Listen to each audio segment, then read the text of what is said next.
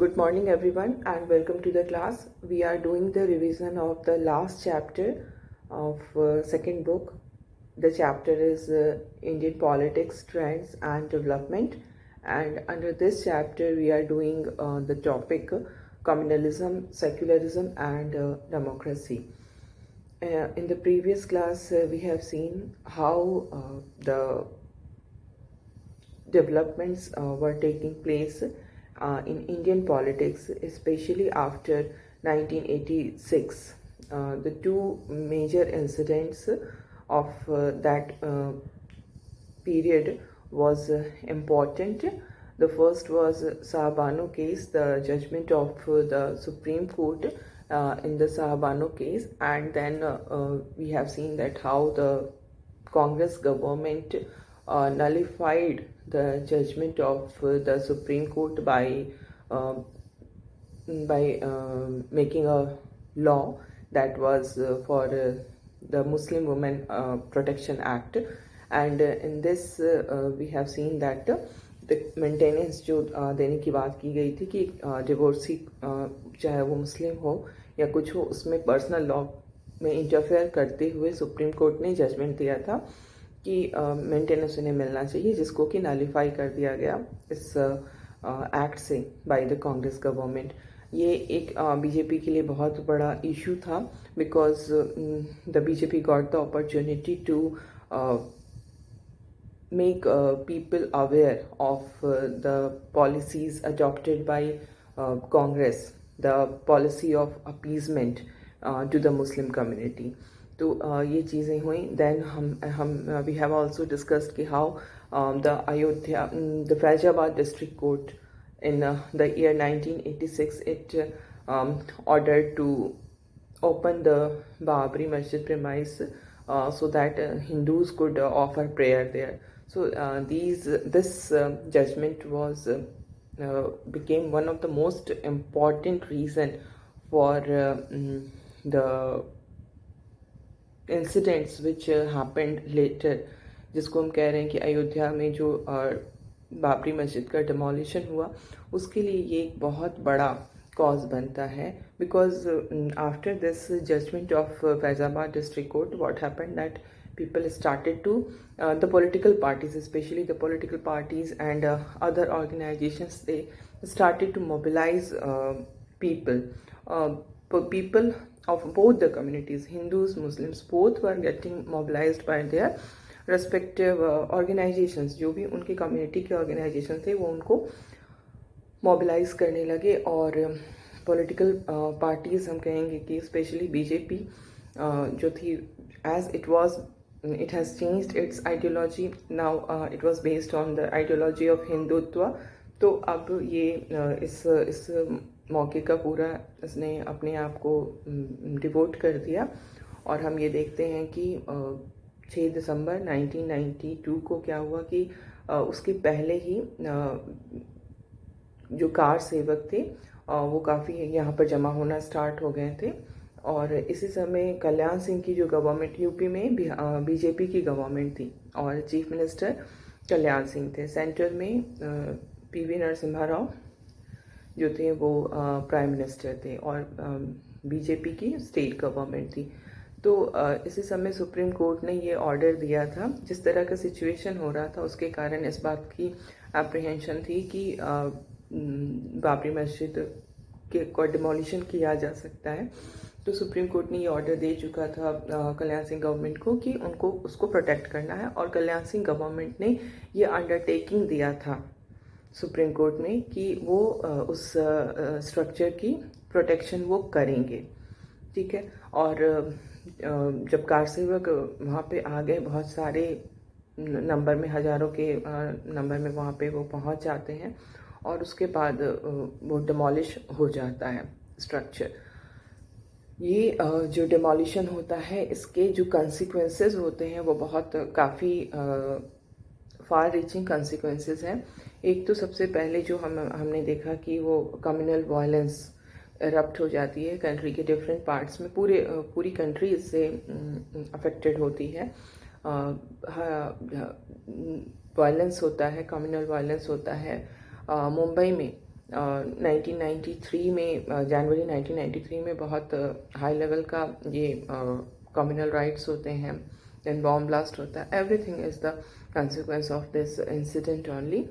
And not only our country but इसका जो effect था वो इंटरनेशनल इफ़ेक्ट भी हुआ. स्पेशली जो मुस्लिम कंट्रीज़ थे, लाइक हमारे नेबर पाकिस्तान है, बांग्लादेश है, इन सब का भी हमको मतलब they were also affected by this demolition of Babri Masjid. So what we find in Pakistan there was a kind of, in order to show the protest against this demolition of Babri Mosque, on 7th December the government offices and schools were closed, and we find कि बहुत ही वहाँ पर मंदिर जो थे, temples थे, उनका demolition होना स्टार्ट हो जाता है और एक सिंगल डे में 30 टेम्पल्स को वहाँ पे डिमोलिश किया जाता है. तो इस तरह के जो कॉन्सिक्वेंसेस थे, बहुत हाई लेवल का एंगर और डिससेटिस्फैक्शन वहाँ पर जो मुस्लिम कम्युनिटी थी वहाँ देखने को मिल रही थी. देन बांग्लादेश में भी इसी तरह से जो मुस्लिम मॉब्स थे वो हिंदू टेम्पल्स पर अटैक करते हैं, हिंदू हाउसेस, हिंदू पीपल पे, हिंदू शॉप्स पे ये अटैक होता है, जिसको हम कहेंगे कि मतलब कम्युनल वायलेंस जो था वो पूरी वर्ल्ड इससे अफेक्टेड हुई. और इस इतना ही नहीं, इंडिया बांग्लादेश का क्रिकेट मैच था वो भी इसके कारण डिसरप्ट हुआ. इस तरह से मतलब जो भी कहेंगे हम, एक कोऑपरेशन का जो एटमॉस्फेयर था वो पूरी तरह से ख़त्म हुआ. देन जो मिडल ईस्ट की कंट्रीज़ थे उन्होंने भी इसको काफ़ी कंडेम किया कि जिस तरह का जो एक्ट हुआ इंडिया में, उसको मिडल ईस्ट के जो इस्लामिक कंट्रीज़ हैं उन सब ने इसको कंडेम किया और कहा कि ये it's a crime against Muslim Holi places. तो इस तरह की सिचुएशन हुई इंटरनेशनल में. और अब हम देखेंगे कि हमारी कंट्री के अंदर क्या क्या हुआ, ये जो कुछ भी डिमोलिशन हुआ उसके बाद हमारी कंट्री में हम क्या क्या इम्पैक्ट इसके होते हैं. So we see in December 1992 the Union Government, the Home Ministry जो थी यूनियन गवर्नमेंट की, उसने एक लिबर्टान कमीशन को अपॉइंट किया इसमें इन्वेस्टिगेशन करने के लिए कि जो भी डिमोलिशन हुआ उसके लिए कौन रिस्पॉन्सिबल है और क्या कुछ हुआ, एवरीथिंग के इन्वेस्टिगेशन के लिए लिबर्टान कमीशन बनाई गई. और ये जो कमीशन थी इसने काफ़ी इन्वेस्टिगेशन किया और 16 ईयर्स इस कमीशन को लगे. तब जाकर के 2009 में, जबकि मनमोहन सिंह की गवर्नमेंट थी, तो इन्होंने अपनी रिपोर्ट जो थी वो गवर्नमेंट को दी. और इस रिपोर्ट में यही कहा गया कि जो कुछ भी अयोध्या में हुआ दिसंबर 1992 में वो स्पॉन्टेनियस नहीं था, वो अनप्लान्ड नहीं था. Everything was done according to planning.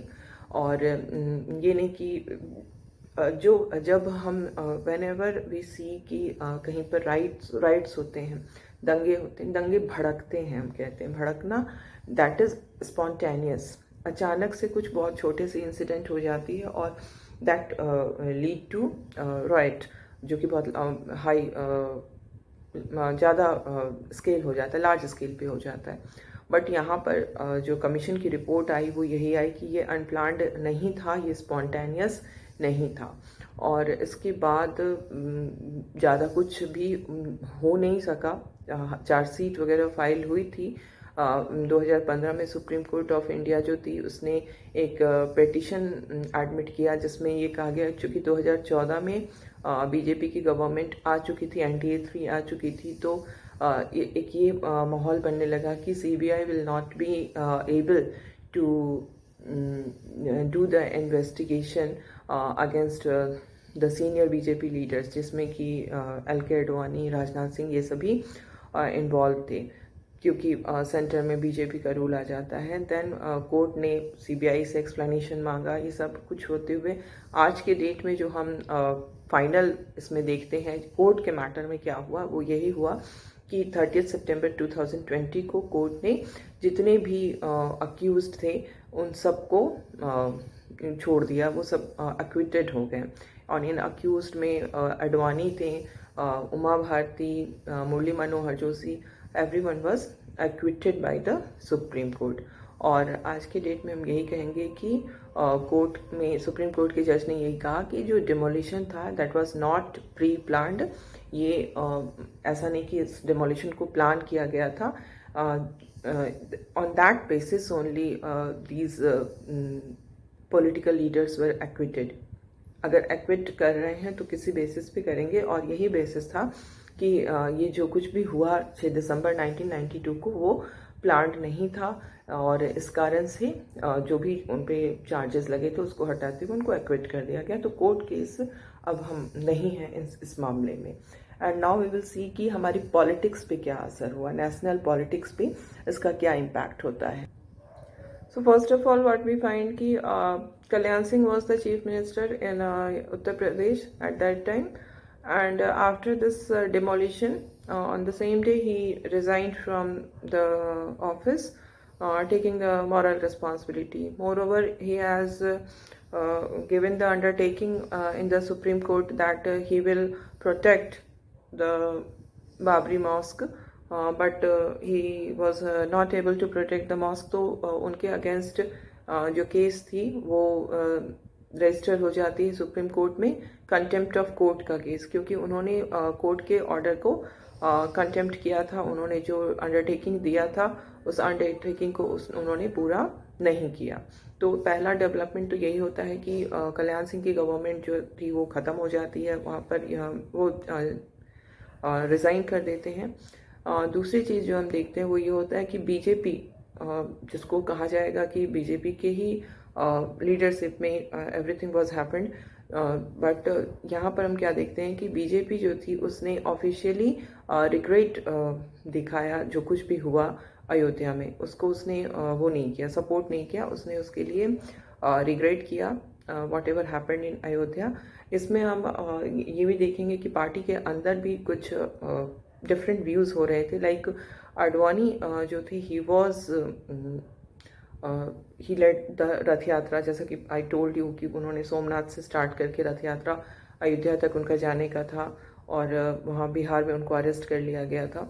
तो आडवाणी काफ़ी वोकल थे राम मंदिर के लिए, बट इसमें एक हमारे जो अटल बिहारी वाजपेयी है, who is considered as a moderate leader, जो कि सबको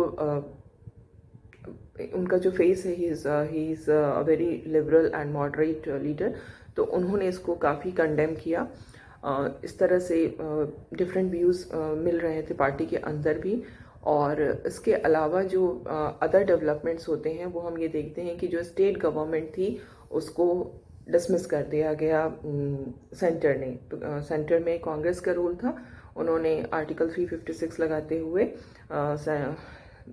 यूपी गवर्नमेंट को डिसमिस कर दिया। और यूपी के साथ साथ जो अदर कुछ और भी स्टेट्स थे जहाँ पे उस समय की बीजेपी का रूल था, उन सारे स्टेट्स को, उन स्टेट्स गवर्नमेंट को भी डिसमिस कर दिया गया by the centre. So Rajasthan, Madhya Pradesh और Himachal Pradesh, other than UP, these were the 3 states where at that time BJP was ruling. तो ये जो इंसिडेंट होता है 6 दिसंबर का, उसके बाद एक बहुत ही मेजर डेवलपमेंट में सेंट्रल गवर्नमेंट की तरफ से यूपी गवर्नमेंट को डिसमिस तो किया ही गया। There was reason behind dismissing the UP government, but UP government के साथ साथ हिमाचल प्रदेश, मध्य प्रदेश और राजस्थान, इन स्टेट्स में भी जो बीजेपी की गवर्नमेंट थी उसको डिसमिस कर दिया गया। And these states came under direct rule from the state, from the centre. अब उन पर सेंटर का डायरेक्ट रूल हो गया, आर्टिकल 356 लगाया गया। इसके पीछे रीज़न क्या था? रीज़न था कि इट कैन, बीजेपी का जो रूल है वो कम्युनल वायलेंस को इरप्ट कर सकता है in these states also.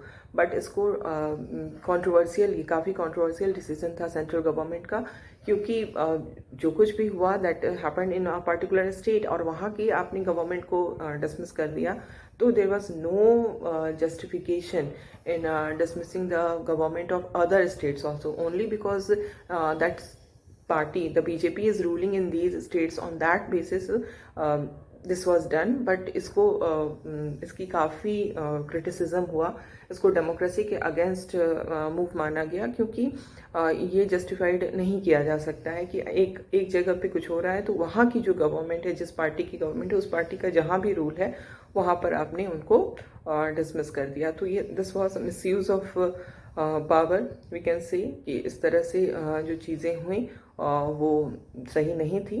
But ये डेवलपमेंट्स होते हैं after the demolition of Babri mosque. और हमारी कंट्री के अंदर कोई भी ऐसी पॉलिटिकल पार्टी नहीं थी जिसने इसको सपोर्ट किया, क्योंकि जो हमारे सेक्युलर जो हमारा एक इमेज है उसके लिए एक ये बहुत it was a blot, we can say. तो उस इमेज पर वो एक हमारा धब्बा था, और इसको किसी भी पार्टी ने सपोर्ट नहीं किया। और इवन बीजेपी तक जो है वो रिग्रेट की कि जो कुछ भी हुआ वो सही नहीं हुआ। और इस तरह से जो पॉलिटिकल पार्टीज़ थे उन्होंने इस डिमोलिशन को कंडेम किया, और ये कहा कि ये जो कुछ भी हुआ ये हमारी कंट्री के सेक्युलरिज्म के अगेंस्ट है। और इसके बाद का जो पीरियड है हम देखते हैं कि उसमें बहुत ही सीरियस डिबेट होता है सेक्युलरिज्म के ऊपर। This led to a serious debate over secularism, and एक फिर से जो सवाल पार्टीशन के बाद आया था, जिस तरह का पार्टीशन के बाद जो सिचुएशन हुई थी कि जो पार्टीशन हुआ था वो रिलीजन के बेसिस पे हुआ था, मोहम्मद अली जिन्ना के 2 नेशन थ्योरी के बेसिस पे हुआ था कि 2 रिलीजन के लोग एक साथ नहीं रह सकते हैं। बट अब हम क्या देख रहे हैं कि ये कहा गया कि नहीं, जो कुछ भी पार्टीशन के बाद जिस तरह से दंगे हुए, सब कुछ हुआ, और फिर से ये 1992 में जो होता है, एक बार फिर यही सवाल उठ जाता है कि क्या इंडिया जो है वो हिंदुओं की कंट्री है, क्या यहाँ पर जिसको मेजॉरिटी जो रिलीजियस कम्युनिटी है वो माइनॉरिटीज़ के ऊपर डोमिनेट कर रही है। इस तरह के जो डर हम कह सकते हैं, जो डर उस समय था, और जिसके कारण ही ये मुस्लिम लीग का ये कॉन्सेप्ट आया कि दो रिलीजन के लिए 2 कंट्री होनी चाहिए, वो सारे डिबेट्स जो थे वो फिर से स्टार्ट हो जाते हैं। और यहाँ पर हम देखते हैं कि जो कुछ भी हुआ उसका इम्पैक्ट हमारे इलेक्टोरल रिजल्ट्स में भी देखने को मिलता है, क्योंकि जो पार्टीज़ थी वो इसको यूज़ कर रही हैं। कुछ पार्टी इसको क्रिटिसाइज करके यूज़ कर रही हैं, कुछ पार्टी इसको सपोर्ट करके यूज़ कर रही है। इस तरह से जो इंडिया का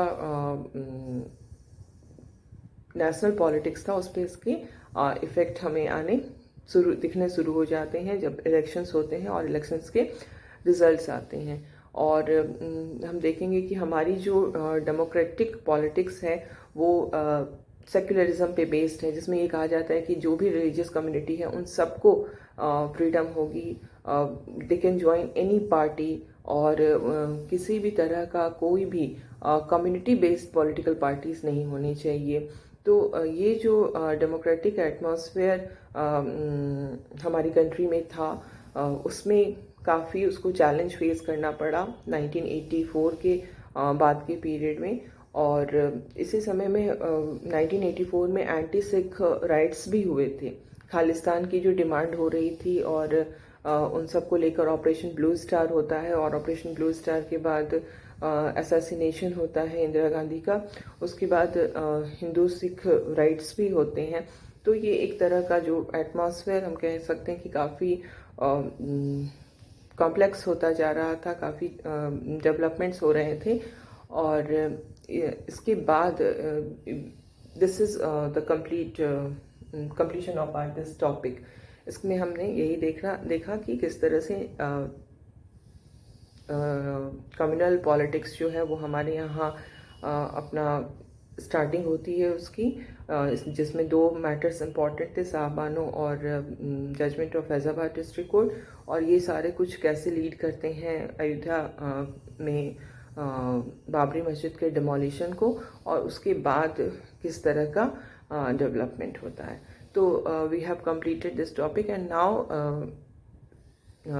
in the original syllabus you have to study about the Gujarat riots which occurred in 2002, but in the revised syllabus these two pages have been deleted, page number 87 and 88, which is related to Gujarat riots. So we don't need to study that Gujarat riots, and now we will come to the second last segment of the chapter, and this is about कि क्या किस तरह के जो developments हो रहे हैं, अगर उसको हम एक प्रिसाइज वे में देखें तो हम किस कंक्लूजन पे पहुंच रहे हैं कि किस तरह से कांग्रेस और बीजेपी, जो कि दो इम्पॉर्टेंट पार्टी के फॉर्म में हमारे सामने दिख रही थी, ये अगर हम 2014 के इलेक्शन के बाद के जो सिनारियो है, अगर उसको हम एनालाइज करते हैं तो हम ये कहेंगे कि बीजेपी एंड कांग्रेस का कोई आज के डेट में we can not compare these two political parties on the basis of their electoral performance. जो इलेक्टोरल परफॉर्मेंस हो रहा है बीजेपी का और जो कांग्रेस का, उसको हम कंपेयर करने में कोई बेसिस ही नहीं है, बिकॉज अगर एक तरफ हम बीजेपी को देख रहे हैं तो उसकी नंबर ऑफ सीट्स बढ़ती जा रही है, और दूसरी तरफ अगर हम कांग्रेस को देख रहे हैं तो कांग्रेस की आज के डेट में जो कंडीशन है वो ये है कि it is not an official opposition party.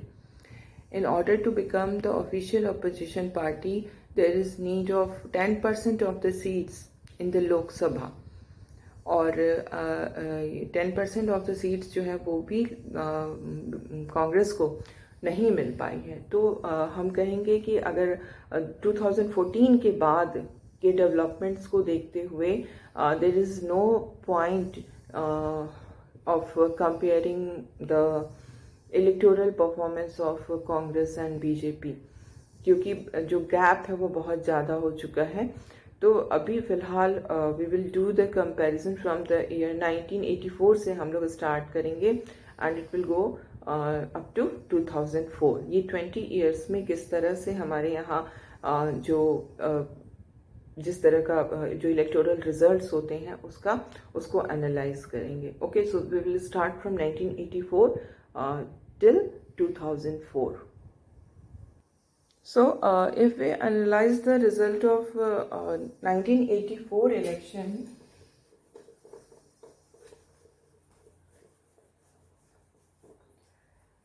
in 1984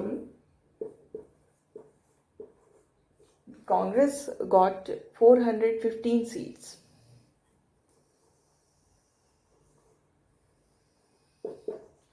और इसी साल में अगर हम बीजेपी के नंबर ऑफ एमपीज को देखते हैं तो इट गॉट जस्ट 2 सीट्स।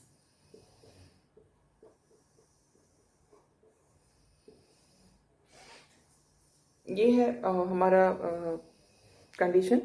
और जब हम नेक्स्ट इलेक्शन पे आते हैं 1989, तो हम क्या देखेंगे कि धीरे धीरे जो कांग्रेस का ग्राफ है इट स्टार्ट्स डिक्लाइनिंग, और बीजेपी का ग्राफ जो है वो राइज करना स्टार्ट कर जाता है।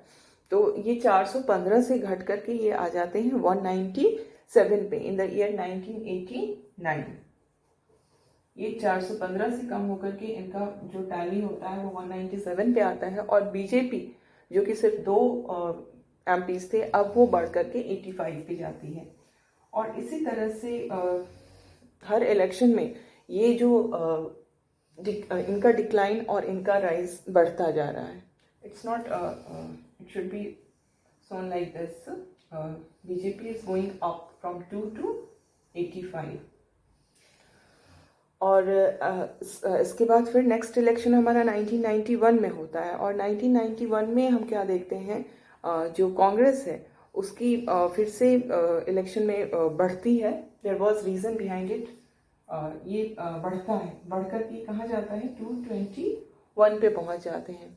और इस समय जो बीजेपी थी उसकी वो जो है इट्स 244।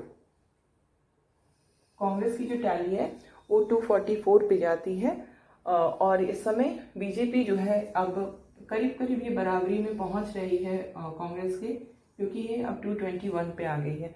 और there is reason behind this number.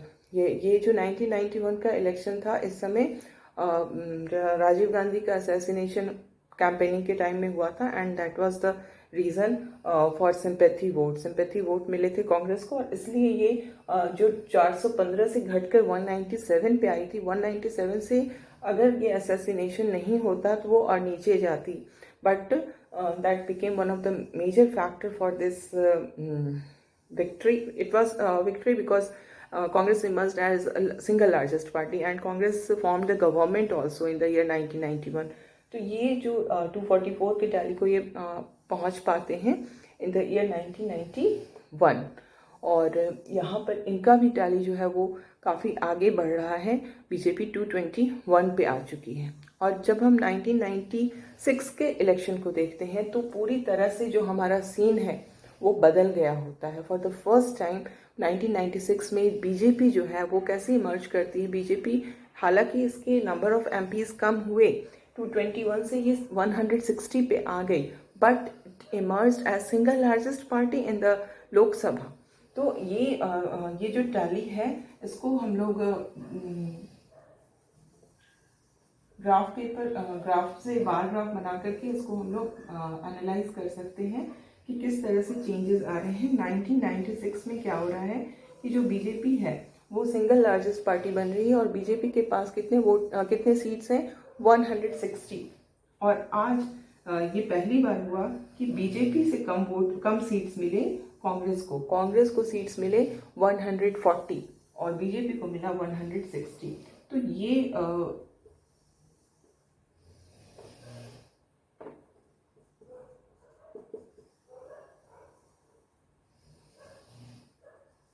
Changes आने स्टार्ट हो जाते हैं। और we can understand the year is 1996, demolition of Babri Masjid was done, and उसके जो कॉन्सिक्वेंसेस थे वो हमको दिखने शुरू हो जा रहे हैं। तो इस तरह की जो चीज़ें हैं वो हम एनालाइज को हम कर सकते हैं। और 1996 के बाद फिर से इलेक्शन होता है 1998 में, क्योंकि इस समय हम देख रहे हैं कि no party is able to win the majority in the Lok Sabha. इस कारण 5 साल कभी भी पूरे नहीं हो पा रहे हैं। 84 के इलेक्शन के बाद 89 में इलेक्शन हुआ, दैट वाज 5 years, बट 89 के बाद फिर 91 में इलेक्शन हो जा रहा है 2 साल के अंदर ही। फिर 91 के बाद 96 में, 91 से 96 कांग्रेस की गवर्नमेंट थी, वो स्टेबल गवर्नमेंट थे। लेकिन 96 से 98 का जो पीरियड है वो हाईली अनस्टेबल पीरियड था, जिसमें कि गवर्नमेंट जो थी यूनाइटेड फ्रंट की गवर्नमेंट बनती है। पहले आई.के. गुजराल बनते हैं, देन एच.डी. देवे गौड़ा बनते हैं। इस तरह से प्राइम मिनिस्टर से भी चेंज होता है यूनाइटेड फ्रंट के अंदर, और काफ़ी अनस्टेबिलिटी होती है। और 1996 के इलेक्शन के बाद फिर से 1998 में इलेक्शन होता है। और 1998 के इलेक्शन को भी अगर हम एनालाइज करते हैं